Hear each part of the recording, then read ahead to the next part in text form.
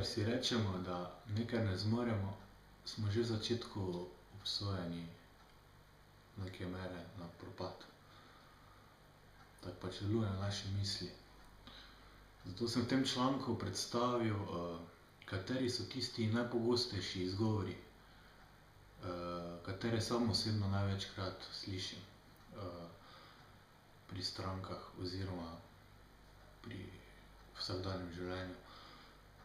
Torej ne samo pri prehranjevalnih navadah, ampak prav tako tudi pri samih treningih, ki pač morajo biti do določene mere dovolj intenzivni. Torej, katerih tistih 12 najpogostejših izgovorov, kateri vas ovira pri oblikovanju telesa, si lahko preberete v tem članku. Adijo.